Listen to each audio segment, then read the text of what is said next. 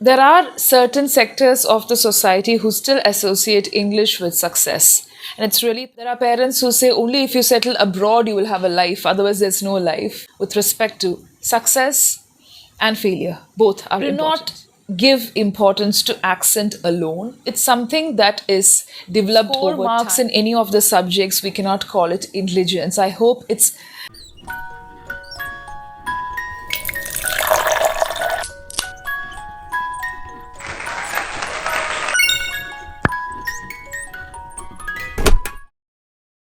Hello, welcome to another video on my channel. Thank you for watching me again, and thank you for all the support that you've been giving me. If you have any queries, please do not hesitate to write to me. And I would request you to not repeat the same queries, the same questions that I've already answered through several videos. Today's topic is success and English. There are certain sectors of the society who still associate English with success. And it's really pathetic. It still happens amidst the most learned people of the society, the elite, the educated. All, yes. So let's get started. We all know that it's an asset to know an extra language. I would always suggest that you should know your mother tongue and some other language. English, definitely, because it's a global language. I wouldn't call it universal, but global. So today, people give more importance to it. I'm going to give you certain guidelines where people could go wrong, where we could go wrong as a society in our approach and attitude. There are parents who would love to show off and display their children when they begin speaking the language, saying that my son, my daughter speaks very good English. She can also speak good English. She loves the language. There's nothing wrong in loving the language.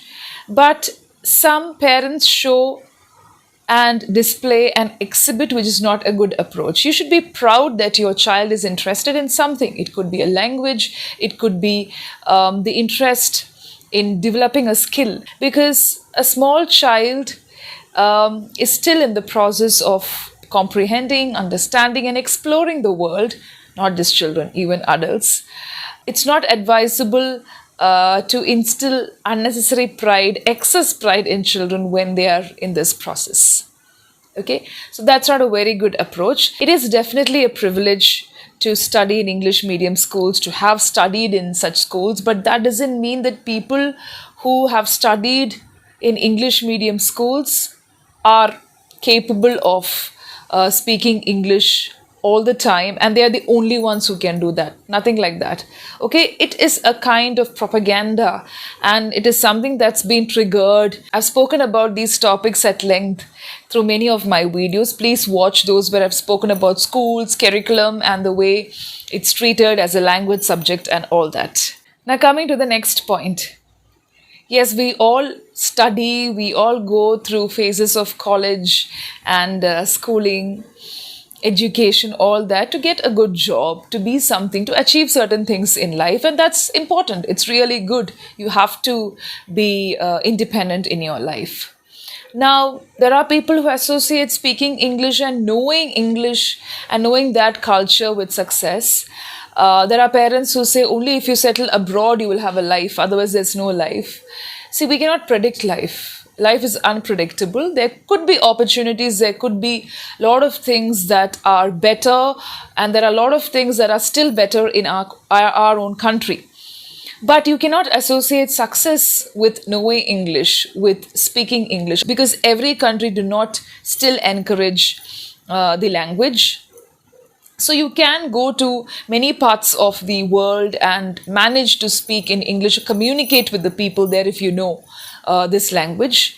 But still, that cannot be associated with success. There are opportunities, but do not always associate success with English, with going abroad, with some other culture. Okay, I know the practical side, but still what I am trying to tell you is success is different. And there are a lot of other things that we have to teach our children with respect to success and failure. Both are important. We all know that English is a global language and it's like a visa, a passport, whatever you want to call it. So when you know the language, it's more easier to communicate with other parts of the world. Even sitting in your own country, you can relate and sometimes even connect with many people from other parts of the world if you're not able to study another language. But that's not the only option. I feel you have non-verbal communication also these days, but it becomes easier. Life becomes a little more easier. And if you're not able to speak English also, it's okay. There are people who still travel around the globe despite not knowing the language. Sometimes our society puts a lot of pressure when it comes to English. You need to know the language, you need to speak, otherwise your life is gone, you're doomed to be a failure in life. Nothing like that. It's always an asset to know something in life, whether it's a language or when you get a chance, do not waste your time. So, when you can do things out of passion and interest, and when you spend a lot of time on entertainment, I think you can definitely spare 30 to 40 minutes every day to read or to listen to something, to speak, not only in English, even in your own mother tongue. Because reading, knowing something, when you know a particular language, you're also getting an idea about the culture. So, a little bit of that culture also you understand, and it's very important. So, culture is a combination of many things. What is the use of knowing the culture of another country? That's interest, because there are a lot of travelers. There are a lot of people who do travel vlogs, saying that when you travel, you learn a lot of things. It's an experience. You get a lot of exposure. Okay. The last point is accent and pronunciation. Do not give importance to accent alone. It's something that is developed over time, because of your choice, because of interest, passion, whatever it is. Pronunciation is important. We have got the British pronunciation, American pronunciation, okay, and also we have got the Indian pronunciation with stylized accent, which is specific to a particular region. There is a big difference between pronunciation and accent. It's in the way you throw words. Accent is more of the stylized version. Pronunciation is the way you throw sound. So all the three are accepted, and you can just give importance to one of these. And there are parents, there are teachers who encourage people who speak with an accent. Otherwise, they don't know. They say they don't know English. It's not like that. It's communication is not just accent and knowing English or knowing Hindi or knowing your mother tongue. Speaking fluently, speaking with discretion, presence of mind, all these things come under communication. So it's not enough that you know English. Even if you make mistakes, even if there are errors, if you have some content in what you're trying to say, if you're able to convey your ideas, I think that's the purpose of using a particular language. And always remember, there's nothing known as perfect language. And written English is different from spoken English. Nobody can be a computer or be an artificial mode of communication, because we all tend to make mistakes, and definitely spoken English should have a natural flow.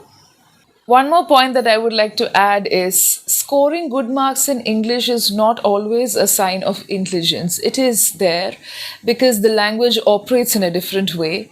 And I've heard people saying that you cannot prepare so much before your language exams. We treat it as a subject.